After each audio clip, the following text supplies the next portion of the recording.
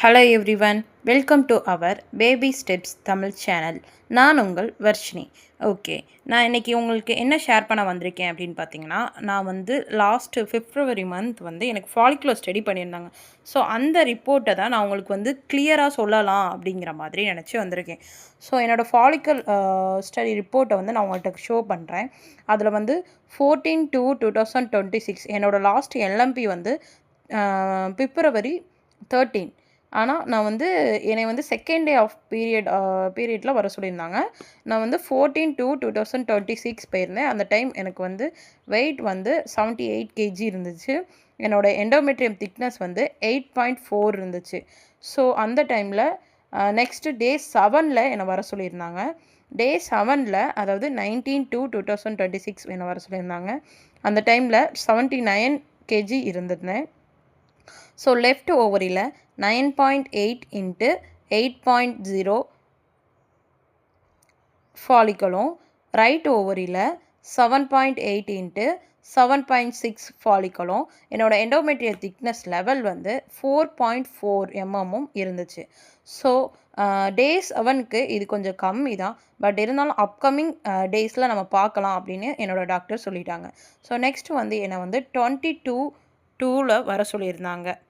அதாவது என்னை 10th day of my period சைக்கிளில் வர சொல்லியிருந்தாங்க. ஸோ அந்த டைமில் எனக்கு லெஃப்ட் ஓவரியில் 9.1 mm வளர்ந்துருந்தது. ரைட் சைடில் 8.7 mm வளர்ந்துருந்தது. அன்னைக்குமே சரியான வளர்ச்சி இல்லைன்னு சொல்லி என்னை டாக்டர் இன்ஜெக்ஷன் எடுத்துக்க சொல்லியிருந்தாங்க. கருமுட்டை நல்லா வளர்கிறதுக்கு. ஸோ அன்னைக்கு ஒரு இன்ஜெக்ஷன் நான் எடுத்திருந்தேன். அகைன் 26 என்னை வர சொல்லியிருந்தாங்க. 26/2/2026 எனக்கு ஓரளவு க்ரோத் இருந்துச்சு. என்னென்னா 12.4 இன்ட்டு 13.4 mm வளர்ந்துருந்துச்சு. அதுவும் லெஃப்ட் ஓவரியில். ரைட் ஓவரியில் அதுக்கப்புறம் வளரல. என்னோடய எண்டோமெட்ரியம் திக்னஸ் 7.6 இருந்துச்சு. ஸோ டாக்டர் அன்னைக்குமே என்ன ஒரு இன்ஜெக்ஷன் எடுக்க சொல்லியிருந்தாங்க. அகெயின் நான் செகண்ட் டோஸ் எடுத்திருந்தேன். அகெயின் என்னை 1/3/2026 அப்போது வர சொல்லியிருந்தாங்க. ஸோ அது என்னோட 20th டே பார்த்தீங்கன்னா 17.1 இன்ட்டு 17.1 mm என்னோடய ஃபாலிக்கல் வளர்ந்துருந்தது. என்னோடய எண்டோமெட்ரியல் திக்னஸ் 8.1 இருந்துச்சு. ஸோ அன்னைக்கு டாக்டர் அதுக்கப்புறம் எனக்கு இன்னொரு இன்ஜெக்ஷன் கொடுத்துருந்தாங்க. ஸோ அன்னைக்கு இன்ஜெக்ஷன் போட்டுட்டு அகெயின் ஒரு 10 டேப்லெட் என்னோடய எண்டோமெட்ரியம் திக்னஸ்க்காக கொடுத்துருந்தாங்க. ஸோ அதுக்கப்புறம் என்னை மார்ச் 3 வாங்க நம்ம ரப்ச்சருக்கு இன்ஜெக்ஷன் கொடுத்துர்லாம் அப்படிங்கிற மாதிரி சொல்லியிருந்தாங்க. ஸோ நான் மார்ச் 3 போயிருந்தேன். அந்த டைமில் 22.7 இன்ட்டு 16.2 நல்லாவே எக்கோட க்ரோத் நல்லாவே ஃபாலிக்கலோட க்ரோத் இருந்துச்சு. என்னோடய எண்டோமெட்ரியம் திக்னஸுமே நல்லா இருந்துச்சு. 9.3 இருந்துச்சு. ஸோ அன்னைக்கு ரப்ச்சர் ஆகிறதுக்காக எனக்கு ஒரு இன்ஜெக்ஷன் கொடுத்துருந்தாங்க. ஹெச்எஸ்ஜி இன்ஜெக்ஷன் கொடுத்துருந்தாங்க. 5000 டோசேஜில் கொடுத்துருந்தாங்க. ஸோ நெக்ஸ்ட்டு 6/3 வாங்க, மார்ச் 6 வாங்கன்னு சொல்லியிருந்தாங்க. ரப்ச்சர் ஆயிடுச்சா இல்லையான்னு பார்க்குறதுக்காக. ஸோ நான் 6/3 வந்திருந்தப்ப என்னோடய எக்கு என்னோடய ஃபாலிக்கல் ரப்ச்சர் ஆகலை. அந்த டைமில் எவ்வளோ என்னோடய ஃபாலிக்கல் க்ரோத் ஆயிருந்ததுன்னா 27.5 இன்ட்டு 24.4 அளவுக்கு வளர்ந்துருந்துச்சு. என்னோடய எண்டோமெட்ரியல் திக்னஸ் 9.7 இருந்துச்சு. ஸோ டாக்டர்கிட்ட வெயிட் பண்ணலாமான்னு சொல்லி நான் கேட்டேன். பட் டாக்டர் இல்லை வெயிட் பண்ண வேண்டாம் அப்படிங்கிற மாதிரி சொல்லிட்டாங்க. ஸோ நான் அகெயின் அவங்க ஹெச்எஸ்ஜி இன்ஜெக்ஷன் 5000 டோஸில் அகெயின் எனக்கு ஒரு இன்ஜெக்ஷன் போட்டாங்க. என்னை நெக்ஸ்ட்டு 8/3 அதாவது என்னோடய 28th டே வர சொன்னாங்க பீரியட்ஸ் ஆகி. எனக்கு லேட் ஓவுலேஷன் தான் நடந்துச்சு. ஸோ 22/3 அப்படிங்கிறப்ப எனக்கு 28th day of my period வந்துருச்சு. ஸோ 79.3 kgs இருந்தேன். ஸோ அந்த டைமில் எக்கு பார்த்திங்கன்னா 8/3ல ரப்ச்சர் ஆயிடுச்சு அப்படிங்கிற மாதிரி அவங்க வந்து சொல்லிட்டாங்க எனக்கு.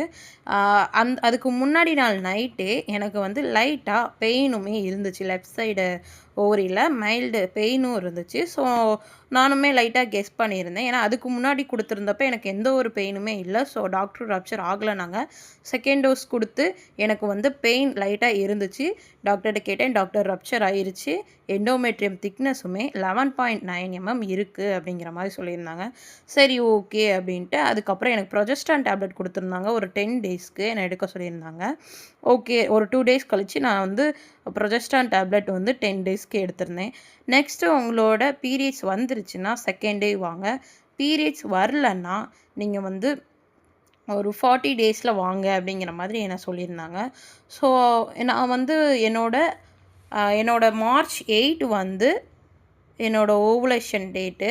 ஸோ அந்த டைமில் அதிலிருந்து என்னோட டிபிஓ அதாவது டே பாசிட்டிவ் ஓவுலேஷன் சொல்லுவோம்ல, அதில் வந்து டிபிஓ 13 வந்து ஒரு க்யூரியாசிட்டியில் நான் வந்து சரி ஓகே செக் பண்ணி பார்ப்போம் அப்படின்னு பார்த்தப்ப மார்னிங் வந்து செக் பண்ணேன்.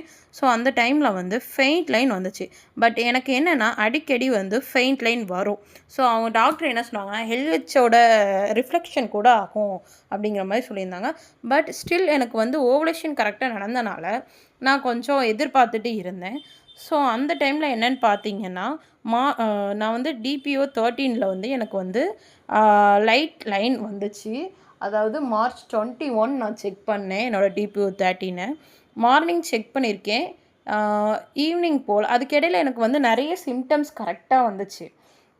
பெயினாக இருக்கட்டும், ஸ்டொமக் பெயின் வந்து அடிக்கடி வந்துட்டே இருந்துச்சு. ஓவுலேஷன் நடந்ததுலேருந்து ஸ்டொமக் பெயின் வந்துட்டே இருந்தது. நான் கூட ரொம்ப பயந்தேன். என்னோடய பீரியட்ஸ் வர்றதுக்கு தான் வருது அப்படின்ட்டு. பட் எனக்கு வந்து பீரியட்ஸ் வரந்தா ஒரு 2-3 டேஸ்க்கு முன்னாடி தான் வந்து ஸ்டொமக் பெயின் வரும். இந்த அளவுக்கு முன்னாடியே ஏர்லியராகவே வராது எனக்கு. பட் ஸ்டொமக் பெயின் வந்து அடிக்கடி இருந்துச்சு. நானும் யூடியூப்பில் நிறைய சர்ச் பண்ணி பார்த்தேன். நிறைய சிம்டம்ஸ் வந்து எனக்கு அது கூட ஒத்து போச்சு. பட் என்னாச்சுன்னு பார்த்தீங்கன்னா நான் வந்து என்னோடய டிபிஓ 13 அதாவது மார்ச் 21 வந்து நான் மார்னிங் செக் பண்ணியிருக்கேன். ஃபெயிண்ட் லைன் வந்திருக்கு. வித்தின் 3 மினிட்ஸ்க்குள்ளே வந்துச்சு. பட் அந்த டேவோட ஆஃப்டர்நூன் போல் எனக்கு வந்து பீரியட்ஸ் வந்து ஸ்பாட்டிங் வர ஆரம்பிச்சிருச்சு. அப்போ கூட நான் என்ன நினச்சேன்னா இன்கேஸ் இது வந்து இம்ப்ளான்டேஷன் ப்ளீடிங்காக இருந்துராதா அப்படின்னு தான் யோசித்தேன். பட் ஸ்டில் அது வந்து நல்லாவே ஃப்ளோ வர ஆரம்பிச்சிருச்சு. ஸோ நான் வந்து நினச்சிட்டேன் ஓகே நம்மளுக்கு வந்து பீரியட்ஸ் வந்துருச்சு அப்படிங்கிற மாதிரி நான் நினச்சிட்டேன். சரி ஓகே இந்த மந்த் இல்லைனா என்ன நெக்ஸ்ட் மந்த் அப்படின்ட்டு நான் இது பண்ணிவிட்டேன். என்னோட அந்த கார்டு எல்லாமே நான் உங்களுக்கு வந்து ஷோ பண்ணுறேன். அந்த ஃபெயிண்ட் லைன் வந்த கார்ட்ஸு. ஸோ அகைன் வந்து டாக்டர் வந்து பீரியட்ஸ் ஆகி செகண்ட் டே என்னை வர சொல்லியிருந்தாங்கல்ல. ஸோ நான் வந்து 22 மார்ச் வந்து நான் டாக்டரை போய் விசிட் பண்ணியிருந்தேன். அப்போது டாக்டர் என்ன சொல்லியிருந்தாங்கன்னா எனக்கு வந்து ஹச்எஸ்ஜி டெஸ்ட் எடுக்கணும் அப்படிங்கிற மாதிரி சொல்லியிருந்தாங்க. ஸோ நெக்ஸ்ட்டு சைக்கிளை அடுத்து வர வீடியோவில் பார்க்கலாம். நான் ஹச்எஸ்ஜி டெஸ்ட் எப்படி எடுத்தேன், எவ்வளோ காஸ்ட் ஆச்சு அதுக்கு அப்படிங்கிற மாதிரிலாம் எல்லாமே பார்க்கலாம். இதில் ஏதாவது டவுட் இருந்தால் கமெண்ட் பண்ணுங்கள், லைக் பண்ணுங்கள், ஷேர் பண்ணுங்கள். அப்புறம் மறக்காமல் நம்ம சேனலை சப்ஸ்கிரைப் பண்ணுங்கள். தேங்க்யூ.